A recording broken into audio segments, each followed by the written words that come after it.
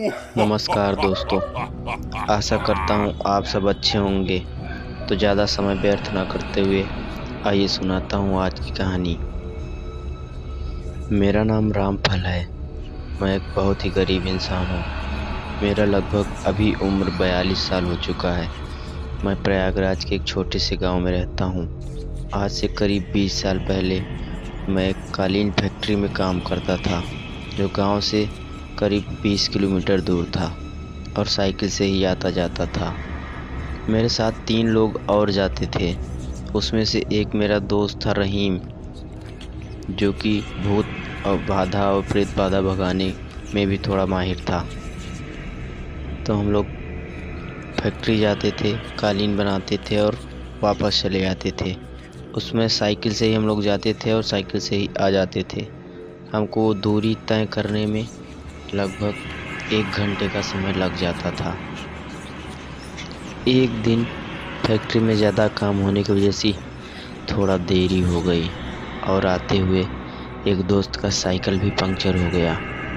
तो हम लोग आधी से ज़्यादा दूरी तय कर चुके थे, यानी गांव से ज़्यादा से ज़्यादा 5 किलोमीटर दूरी था। तो हम लोग आराम से पैदल ही आने लगे, क्योंकि उस समय दुकानें बंद हो चुकी थी, कहीं भी साइकिल बनवा नहीं सकते थे। तो हम चारों दोस्त पैदल ही वापस लौट रहे थे। रास्ते में आते हुए एक कुआं पड़ता है। कुआं बहुत ही पुराना था, जिसमें पानी भी नहीं था और उसके पास पास झाड़ियाँ और पेड़ हुआ करते थे। पास में एक झील हुआ करता था।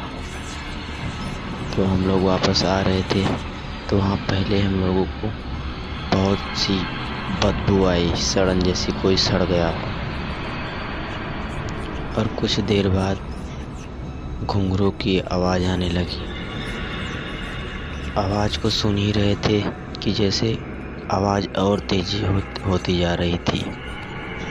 आवाज़ तेज होते होते सामने से ही आगे की तरफ चलती हुई एक औरत दिखाई दी, जो सफ़ेद साड़ी पहनी हुई थी, जिसके सर से लेकर नीचे तक बाल लटक रहे थे और हाथों में किसी मोटे से कोई कंगन पहनी हुई थी और छम छम की आवाज़ करते हुए आगे बढ़ रही थी। एक बार तो हम लोगों को लगा कि कोई औरत है, लेकिन फिर उसके चलने और उसके इतने लंबे बाल और अजीब सी बदबू की वजह से हम लोगों को थोड़ा शंका हुआ। हमने अपने दोस्त रहीम की तरफ देखा और उसने इशारों में ही बोला कि ये कोई औरत नहीं है, ये एक चुड़ैल है और कोई भी अपने हाथ से साइकिल को छोड़ेगा नहीं। उसका कहने का मतलब था कि लोहा कोई नहीं छोड़ेगा, लोहा पकड़े रहना और डरना नहीं, चलते रहना धीरे धीरे। हम लोग चलते रहे थे और हम लोगों की हालत ये थी कि कुछ कह नहीं सकते। पसीने छूट गए थे, रोंगटे खड़े हो चुके थे। लेकिन फिर भी अब मेरा दोस्त जो था रहीम, उसको देख के हिम्मत बढ़ी हुई थी, क्योंकि उसे डर नहीं लग रहा था। वो जैसे एकदम नॉर्मल आदमी की तरह चले जा रहा था और इशारों में ही बोल रहा था कि डरना मत, कुछ नहीं होगा, बस चलते रहो, कुछ बोलना नहीं है। कुछ दूर चलते चलते वो जो डायन थी, चुड़ैल, उसकी आवाज़ आई हंसने की। धीरे धीरे हंस रही थी, फिर और तेज़ी से हंसी। बोली, कब तक यहाँ से आते जाओगे? एक न एक दिन तो तुम लोग मारे ही जाओगे मेरे हाथ।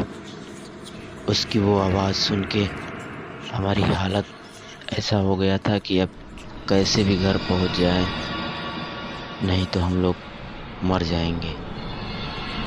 फिर जैसे ही उस कुएं के पास पहुँचे, वो और तेज हंसी कि छोड़ दो, इधर आओ।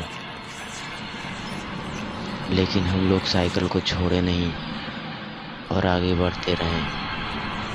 आगे जब और बढ़े तो एकाएक गायब सी हो गई हंस के, लेकिन बदबू आ ही रहा था।